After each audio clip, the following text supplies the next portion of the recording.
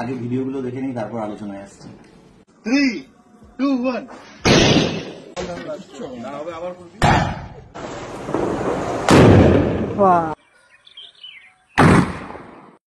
এই যন্ত্রটি কিন্তু প্রথম আবিষ্কার করেন উইলিয়াম ফ্র্যাঙ্কলিন নামে একজন পদার্থবিজ্ঞানী। 1907 সালে উনি এটির নাম দেন কার্বাইড ক্যানন বা গ্যাস গান। পরবর্তীকালে 1917 সালে উনি এই যন্ত্রটির পেটেন্ট দেন, তখন এটার নাম দেন বিগ ব্যাং ক্যানন। আচ্ছা, কালী পুজোর এই মরশুমে একটা ভিডিও প্রায় চারিদিকে দেখা যাচ্ছে ফেসবুক, ইউটিউবে। সেটা হলো কোনো একটা লম্বা পাইপ মতন বা এমনি জলের বোতলের মধ্যে কিছু গুঁড়ো মেটেরিয়াল দিয়ে তার মধ্যে একটু জল দেওয়া হচ্ছে, আর পেছন দিক থেকে একটা গ্যাস লাইটিং যেগুলো রয়েছে সেটা দিয়ে লাইটার দিয়ে একটু লাইটিং করলে ওখানে একটা বাস্ট টাইপ করছে। তো এখন এই জিনিসটা, এটার পেছনে সায়েন্সটা কি কাজ করছে? তো এর পেছনে সায়েন্সটা যেটা, সেটা হলো যে গুঁড়ো মতন জিনিসটা দেওয়া হচ্ছে ওটা হলো ক্যালসিয়াম কার্বাইড, আর তারপরে দেওয়া হচ্ছে ওর সঙ্গে জল।